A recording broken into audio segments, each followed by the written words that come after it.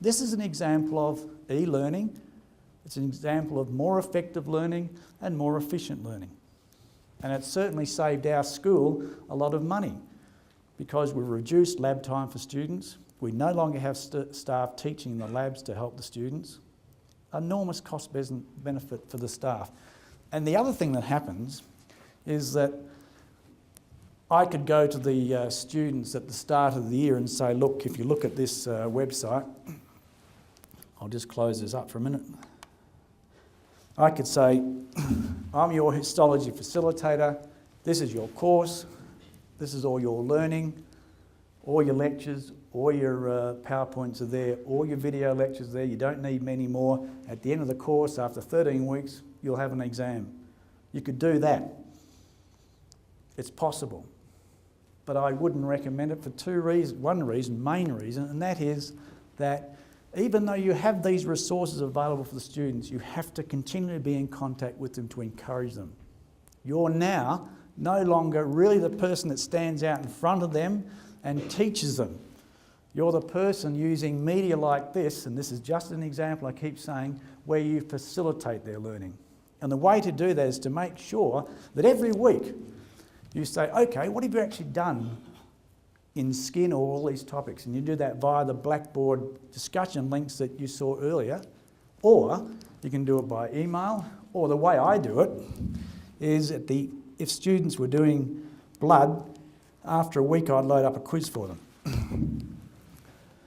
And I think I said earlier, I don't use quizzes necessarily as scare tactics for them. I use quizzes to enhance their learning, to motivate their learning.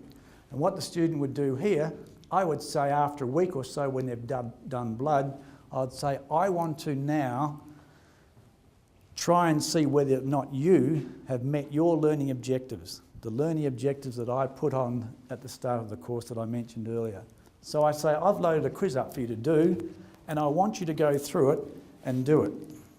So the student accesses this quiz. Some questions are MCQ, some are roll downs. This is only a demonstration. Some are questions where they have to write in the answer. Let's just put in a parietal cell.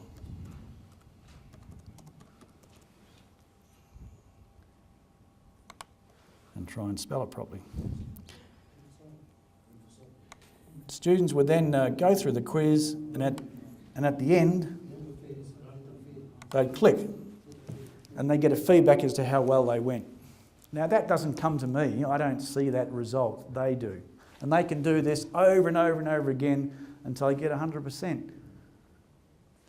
They go back and do the material, go through the quiz, and now the quizzes change. A series of questions rotate. Each module has questions rotating around. So a student can't go and say, righto, I'm just going to do the quiz, get them all right. It doesn't work that way because, as I'll show you in a moment, down the bottom there is another assessment package that tests to see whether or not they've done it the right way.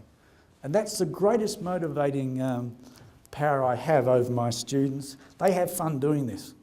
And they have fun because they see a result, they get direct feedback on their work. In our traditional teaching, we give lectures, and after a certain number of weeks we give them an exam. They must have direct feedback over and over again in this new revolutionised learning platform. Yeah. From your own experience with your own students, how much you found your students are really motivated to do this? How many are they? I know how much they are motivated as a group to do this. I would say 80% of our students are motivated. Over the last 3 years using this system, in every course we offer now, our students get very high scores. And they're motivated to get high scores because they know they can do it, because they've got the resources to do it. Before they were scared, they'd have a final exam or 2 exams halfway through the semester. Assessment wasn't, it was a scare tactic for them. This encourages them, and from my experience, they enjoy doing it. And did you have the chance to compare their performance